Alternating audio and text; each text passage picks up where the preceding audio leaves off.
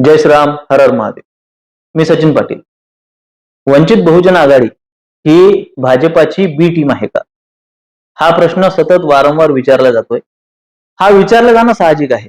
ज्या पद्धतीने योगेंद्र यादव यांना अकोल्यातून पिटाळून लावलं वंचित बहुजनच्या कार्यकर्त्यांनी, अशा ठिकाणी असा प्रश्न उपस्थित होणं साहजिक आहे.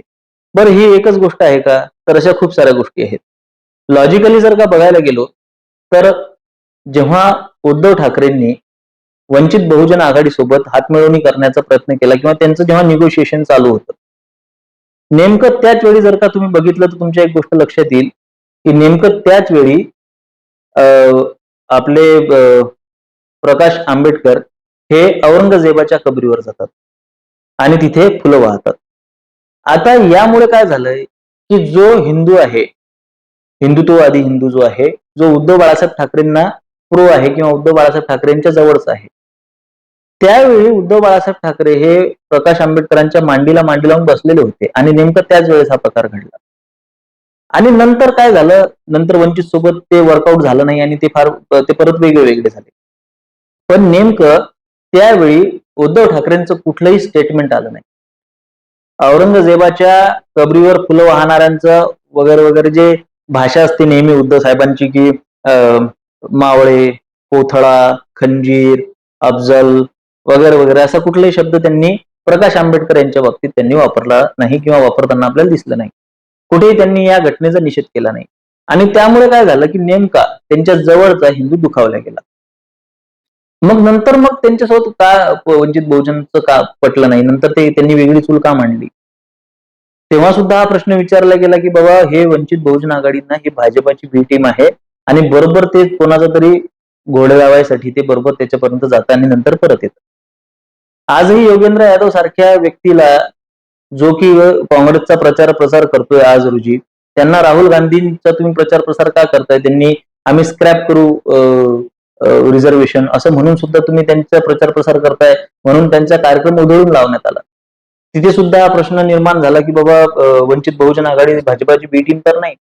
किंवा जेव्हा राम मंदिर होत होतं, तेव्हा राम मंदिर होत असताना वंचित बहुजन आघाडीच्या काही पदाधिकाऱ्यांनी तर शुभेच्छा दिल्या, किंवा मग गणपतीच्या आरतीमध्ये प्रकाश आंबेडकरांचं जाणं असो किंवा अशा बऱ्याचशा घटना आहेत की त्यांनी काही असा कळाडून राम मंदिराला विरोध वगैरे तेव्हा केला नाही वंचित बहुजन आघाडीने ऑफिशियली. मग अशावरून हे सिद्ध होत आहे का की वंचित बहुजन आघाडी ही भाजपाची बी टीम आहे? तर याचा विचार होणं गरजेचं आहे. ह्या शंका काय निर्माण झाल्या हे मी तुम्हाला सांगितलं, आणि सोबतच बरेचसे मुद्दे, बरेचसे धोरणं अशी असतात की त्यावर, जर समजा या मराठा आरक्षणाच्या संदर्भात सुद्धा, मराठा आरक्षणाच्या संदर्भामध्ये प्रकाश आंबेडकरांचे, मनोज जरांगे पाटलांबद्दलचे काय विचार आणि काय धोरणं आहेत हेही आता जगजाहीर झालेलं आहे. ओबीसींच्या अधिकारावर धक्का लागता कामा नये वगैरे वगैरे सगळं. मग अशा वेळी आपण याचा विचार केला पाहिजे की प्रकाश आंबेडकरांचे स्वतंत्र धोरणं काय आहेत. प्रकाश आंबेडकर, ऍडव्होकेट प्रकाश आंबेडकर, वास्तविक पाहता यांच्याकडे वोटिंग पॉवर जी आहे, जी लोकशाहीमध्ये खूप महत्वाची असते, त्यांचं मताधिक्य किंवा त्यांचे मतदार किती आहेत हा जर का आपण विचार केला तर आज त्यांच्या असलेल्या मतदारांच्या संख्येच्या तुलनेत जर आपण विचार केला तर प्रकाश आंबेडकर यांचा दबदबा, प्रकाश आंबेडकर यांचा दबाव, मी त्यांची स्तुती करतोय असं समजू नका, मी वस्तुस्थिती मांडतोय, हा महाराष्ट्रामध्ये प्रचंड आहे, प्रचंड आहे. कोणीही त्यांच्या वाकड्यात शिरू शकत नाही. त्यांचे कार्यकर्ते आक्रमक असतात, ते काय करतात आपल्या सगळ्यांना त्याची कल्पना आहे. हा जो दबदबा मेंटेन करून ठेवण्यासाठी जी स्ट्रॅटेजी असते, म्हणजे एक राजकारणी म्हणून प्रकाश आंबेडकर हे खरोखर राजकारणी म्हणून हे शक्तिशाली आहेत, पॉवरफुल आहेत, हे आपल्याला इथं मान्य करावं लागेल. एवढ्या कमी मताधिक्यावर आणि एवढ्या कमी संख्याबळावर एवढं जास्त उपद्रव मूल्य निर्माण करणे आणि सतत आपल्या बोलण्याला, आपल्या वागण्याला एक वजन निर्माण करून कायमस्वरूपी चर्चेत राहणे, ह्या राजकारणाचा एक सगळ्यात महत्वाचा भाग असतो, घटक असतो. आणि त्या भागामध्ये, त्या घटकामध्ये प्रकाश आंबेडकर हे एक नंबर आज ठरलेले आहेत, यात काहीही दुमत नाही. तत्वनिष्ठा ह्या सगळ्या ज्या गोष्टी आहेत ना, त्या तत्वनिष्ठा ह्या सगळ्या गोष्टी जेव्हा तुम्ही सत्तेत असता तेव्हा ह्या गोष्टी खूप तुम्हाला चांगल्या पद्धतीने तुम्ही त्याचं पालन करू शकता, त्या चांगल्या पद्धतीने तुम्ही इम्प्लिमेंट करू शकता. तुमच्या पक्षाची तत्व काय आहेत, तुमच्या निष्ठा कशाशी आहेत, सगळ्या गोष्टी ते करू शकतो. पण एवढं कमी संख्याबळ असताना तुम्हाला केवळ तुमचा दबदबा, तुमचं वर्चस्व जर का कायम ठेवायचं असेल, तर तुम्हाला कधी-कधी काही भूमिका बदलाव्या लागतात. जसं की आदरणीय भिडे गुरुजींच्या वेळी प्रकाश आंबेडकरांनी जे मत मांडलं होतं, त्यावेळी त्यांनी मांडलेलं मत किंवा त्यावेळी त्यांनी ती गोष्ट कॅश करून घेतली. ती गोष्ट कॅश करून घेतली, प्रकाश झोतात आले, लोकांच्या नजरेत राहिले, भिडे गुरुजींवर टीका-टिप्पण्या झाल्या, सर्व काही भिडे गुरुजींना त्यांनी टार्गेट केलं वगैरे. कोर्टामध्ये प्रकाश आंबेडकरांची काय भूमिका होती याच्याशी कोणाला काही देणं घेणं. कोर्टामध्ये त्यांनी घुमजाव केलाय. कोर्टामध्ये त्यांनी सांगितलं की बाबा मला त्याच्याबद्दल कल्पना नाही की तिथं भिडे गुरुजी होते की नव्हते, आणि त्यांनी जे काही स्टेटमेंट दिलंय कोर्टामध्ये त्यांचं स्टेटमेंट बदललंय, पण त्यावेळी त्या काळापुरतं त्यावेळी चर्चेत राहणं हे त्यांना जमलं आणि ते प्रकाश झोतात आले.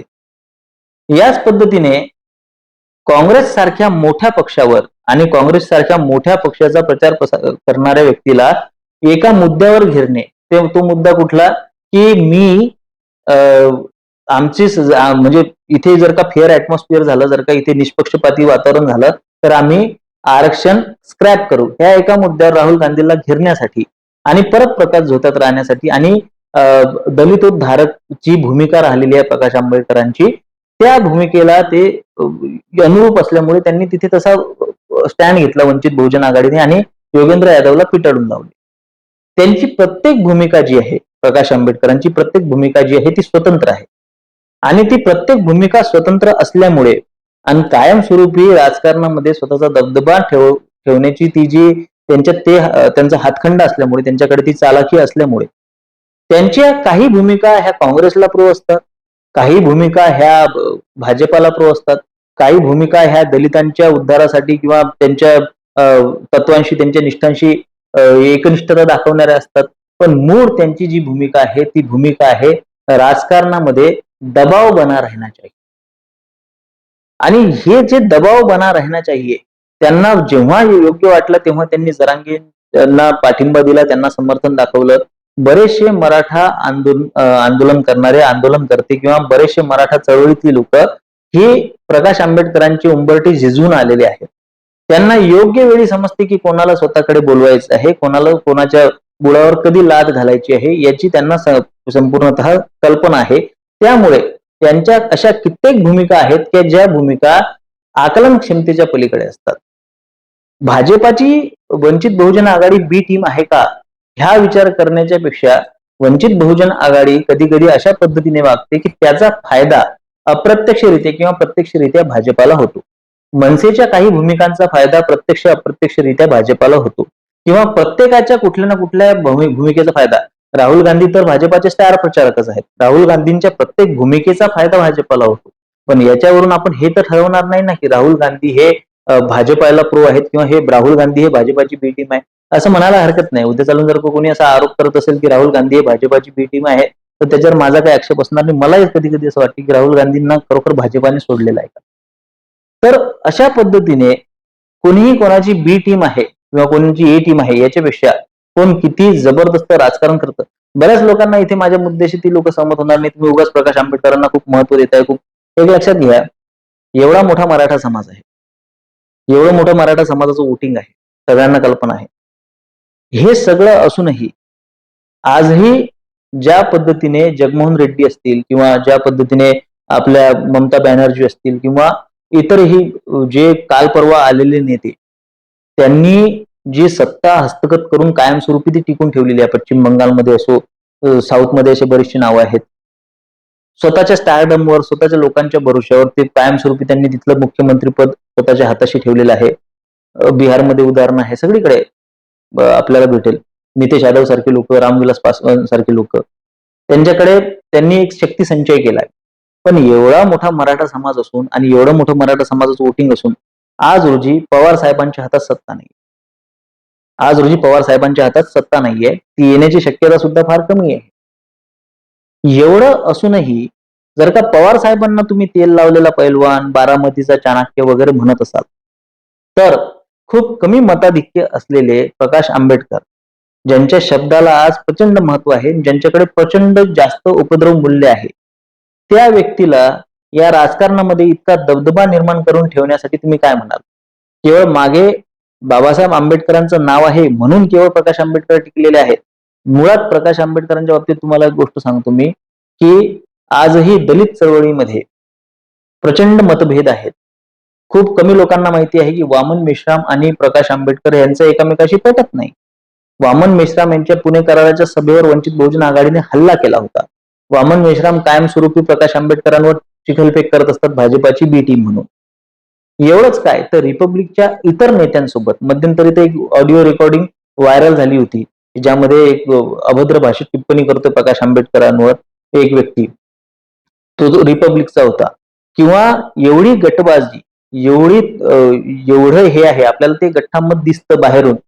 पण आतमधली गटबाजी, आतमधल्या कुरघोड्या, आतमधले हेवे-दावे इतके जास्त असूनही आज ह्या सर्व नेत्यांमध्ये महाराष्ट्रातच नव्हे केवळ भारतभर स्वतःच्या नावाचा डंका वाजवून दबदबा निर्माण केलेला व्यक्ती आहे, ते म्हणजे ॲडव्होकेट प्रकाश आंबेडकर.